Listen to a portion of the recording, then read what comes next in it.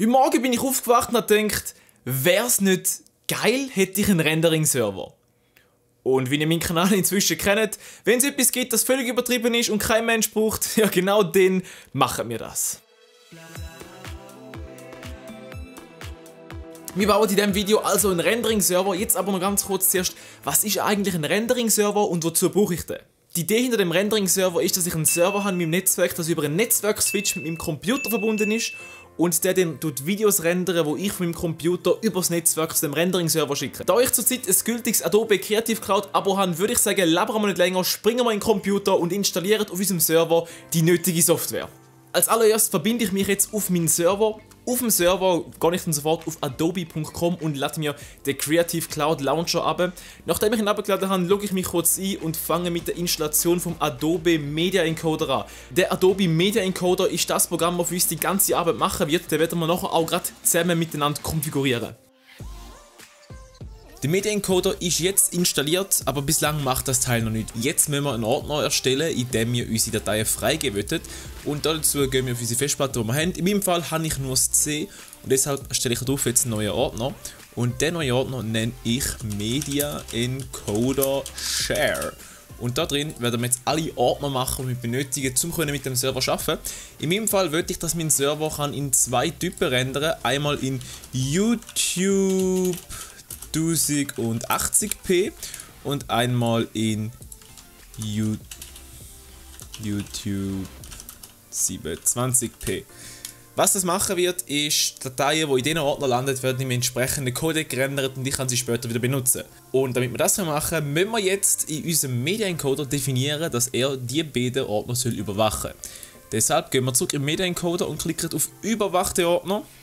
Und da auf das Plus. Und jetzt können wir die Ordner, die wir gerade erstellt haben, suchen und reinlesen. Und in meinem Fall ist das ja unter C, Media Encoder Share. Und jetzt einmal der YouTube 1080p. Wählen wir den Ordner aus. Jetzt müssen wir natürlich noch das Format wählen, in dem wir das Ganze rendern wollen. In meinem Fall nehmen wir das Format H264, weil es einfach das ist, mit dem ich am liebsten arbeite. Weil es relativ kleine Dateien gibt, aber dennoch gute Qualität beinhaltet. Und von Adobe nehmen wir jetzt die vorgefertigten Presets für YouTube 1080p. Natürlich kann man das Ganze jetzt noch anpassen. In meinem Fall lerne ich es aber so, weil das Preset entspricht ziemlich genau den Settings, mit denen ich normalerweise arbeite. Wenn du aber etwas Eigenes machen willst, kannst du alle Settings natürlich noch bearbeiten, wie das dir passt. Das ist es für den 1080p Ordner. Jetzt machen wir noch genau das gleiche für den 720p. Wir können wieder suchen, der ist ja im C, Media Share 720p, Ordner auswählen und hinterlegen da jetzt das Preset für 720. Und das ist es jetzt eigentlich auch schon gewesen, was den Media Encoder Part angeht. Jetzt müssen wir noch ein bisschen den Server Part machen.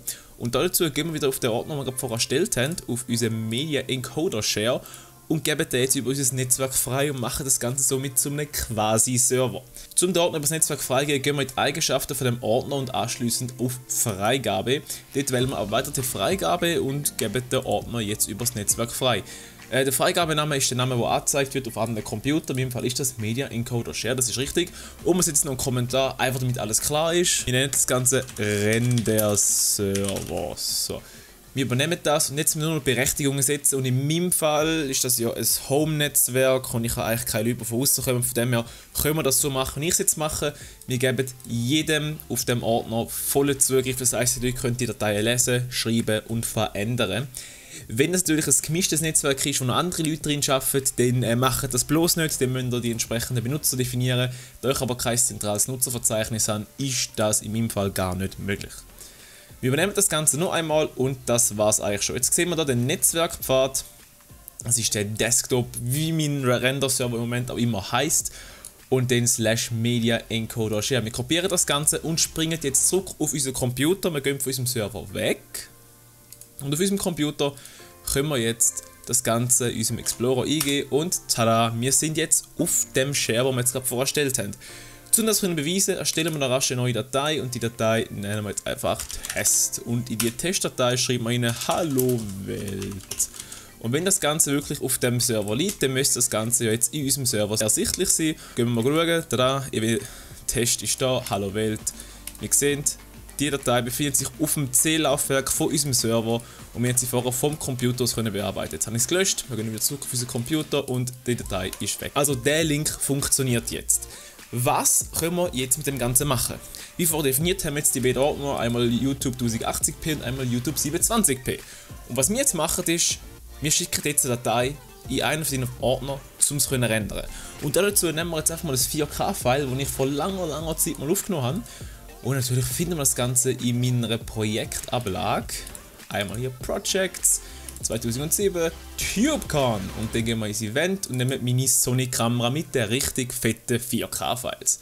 Also nehmen wir das File da, gehen kurz schauen, ob es wirklich ein 4K-File ist, gehen noch Details und sehen, aha, 3840 auf 2160, das ist 4K.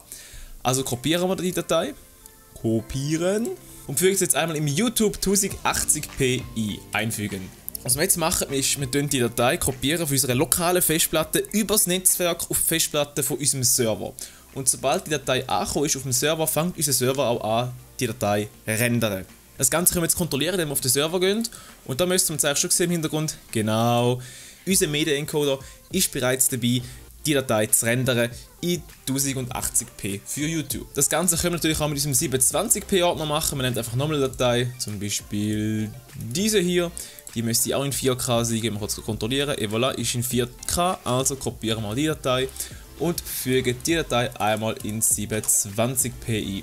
Das Ganze wird jetzt hier aufgeladen und sobald es da oben ist, wird es wieder anfangen im Media Encoder zu rendern.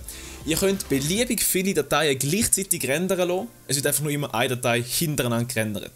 Welche Datei wenn gerendert wird, das sehen wir in der Warteschlange. Da sehen wir jetzt, das erste Video, das wir aufgeladen haben, ist jetzt gerade am Rendern und das nächste Video, das wir vorher kopiert haben, ist jetzt in der Warteschlange und wird, sobald das erste Video fertig ist, anfangen zu rendern.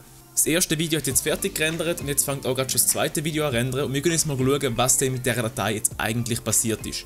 Wir gehen wieder zurück auf unseren Computer und gehen wieder auf unseren Share und in 1080p Ordner. Dort haben wir das erste Video kopiert. Wenn wir jetzt reingehen, sehen wir, das Video ist weg. Wir haben jetzt aber zwei neue Ordner. Einmal Quelle und in der Quelle finden wir in einem Ordner vom heutigen Tag das Video, das wir vorher aufgeladen haben. Das ist immer noch das originale Video mit der 4K-Auflösung. Ebenfalls in diesem Ordner finden wir neue Ordner, Ausgabe und da finden wir die neue Datei, die erstellt worden ist und die müsste jetzt eine Auflösung von 1080p haben. Und das ist es, jetzt habe ich einen eigenen Rendering-Server in meinem Netzwerk und du fragst dich jetzt vielleicht, wozu braucht man das? Das macht doch gar keinen Sinn, das kann ich alles auf meinem Computer machen. Das stimmt, aber es ist von großem Vorteil, wenn man zum Beispiel einen Computer hat wie ich, mein MacBook, was jetzt nicht unbedingt die nötige Leistung hat, um einfach so mal 100 4K-Files zu rendern. Was ich jetzt machen kann, ist, wenn ich mal 100 4K-Files muss unbedingt auf dem Notebook editieren, kann ich das auf meinen Render-Server schicken, der rendert es für mich, kann die Datei zurückholen und kann dann mit denen schneiden.